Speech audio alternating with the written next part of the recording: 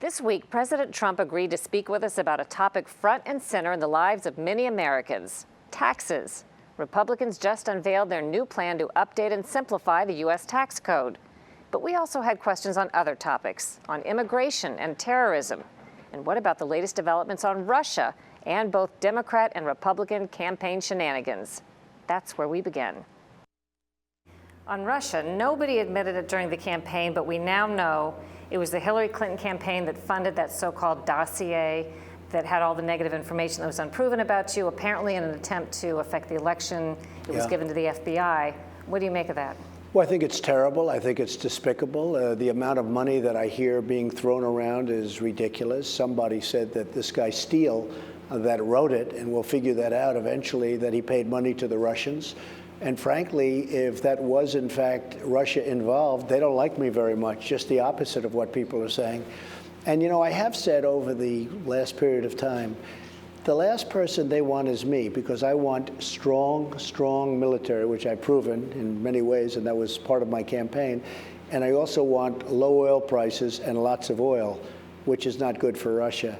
So I would think I would be the last one. But when you look at that horrible dossier, which is a total phony, fake deal, like so much of the news that I read, when you look at that and take a look at what's gone on with that and the kind of money we're talking about, it is a disgrace. The origins of the dossier supposedly is conservative funding. What does that tell you? Well, I heard the other day that it might be, and then I heard that basically they started something, but the Democrats really took it up and started it. And then the question is, did the FBI get involved with it? And did the FBI use it? Because if they did, that's a real problem for them.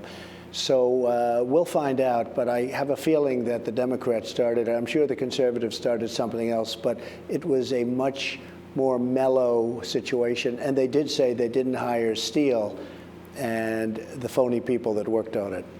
Do you think Mueller is doing a good job? Well, we're going to see. Look, all I can say is that I have nothing to do with Russian collusion. Nothing whatsoever, and everybody knows it. And nobody really has even been able to find, you know, with all of these committee meetings, they walk out, even the other side, they say, well, there's been no collusion yet, but we continue to look. I've been watching this for, how long has it been, a year? It's very unfair. It's very bad for our country. But with all of the work that the Democrats are trying to do to obstruct and to, you know, false charges, every time I see them walking out, they're saying, even Dianne Feinstein, that no collusion, and I respect her for saying it, I'll be honest with you, no collusion, but they're at these meetings and they go through documents and there is no collusion. Russia wouldn't help me, and I think the last one Russia would want to be president is me because of my attitude on oil and because of my attitude on the military and strength. Do you think you would ever consider trying to have Mueller removed, or have you pledged to just stay out of that? Well, I hope he's treating everything fairly, and if he is, I'm going to be very happy, because when you talk about innocent, I am truly not involved in any form of collusion with Russia, believe me. That's the last thing I can think of to be involved in.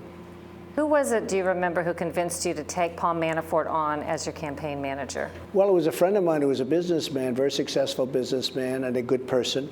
And, you know, Paul was not there very long. What people don't mention, Paul was not there for a very long period of time. What was it that convinced you that he had to be let go? Well, I think we found out something about he may be involved with certain nations, and I don't even know exactly what it was in particular. But there was a point at which we just felt Paul would be better off, because we don't want to have any potential conflicts. And if there was a conflict, I don't want to be involved in any conflicts, even though it was, I could have kept him longer.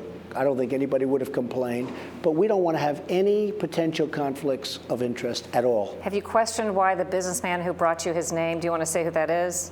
Well, I don't want to get him involved. He's a private person. Have you questioned why he brought him to the campaign, or you think that was just happened? Look, people don't realize Paul Manafort worked for Ronald Reagan. He worked for Bob Dole.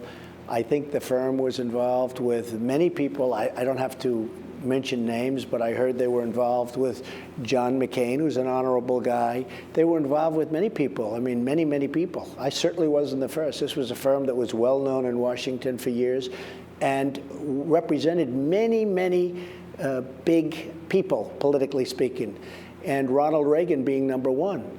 So the reputation I always felt was very good, and I had him for a very short period of time. You know, he was only in there for a very finite period of time. But, you know, I feel badly for him because I always found him to be really a very nice person. Last question on this topic. Have you been told to expect to be questioned by the special counsel? Are you prepared for that? Nobody's told me. As far as I'm concerned, I haven't been told that we're under investigation. I'm not under investigation. You know, when it comes to Russia collusion, they're looking at the wrong person, absolutely the wrong person.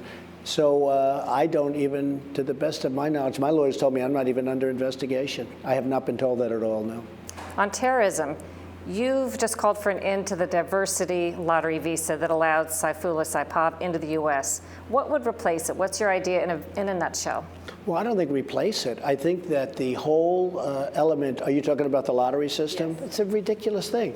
We take like lottery, like who knows who they put in there? And I guarantee you these countries, they don't put their finest in the lottery system. They put people probably, in many cases, that they don't want. Why is this country doing it? The lottery system has to end. And what we want, Sharyl, and we want it very badly, and we want it, you know, as far as immigration is concerned, we've been treated so badly, and we've handled immigration prior to me because we have been very tough on it, but we've handled immigration in the United States so poorly. We want a merit-based system.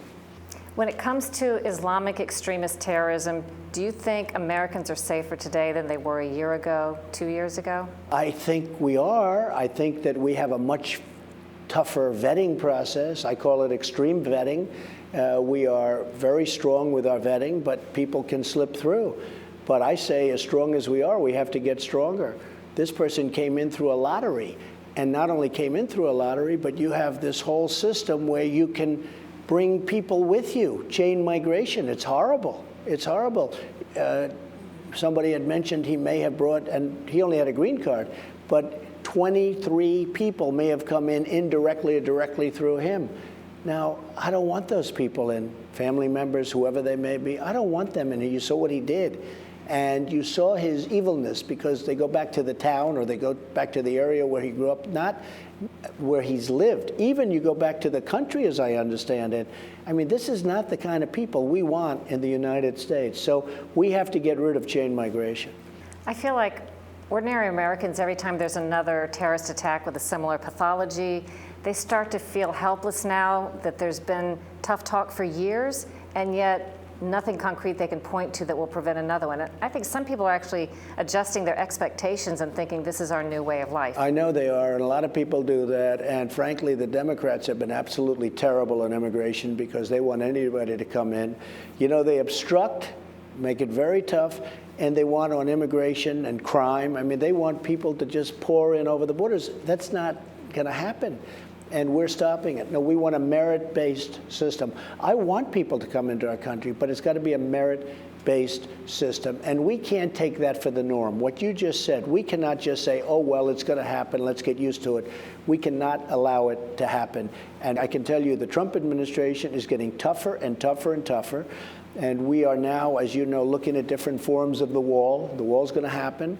The vetting is now at a point that it's the toughest it's ever been, and we're now going to make it even tougher. But this person, this animal that did what he did on the west side of Manhattan, we just can't allow this to continue.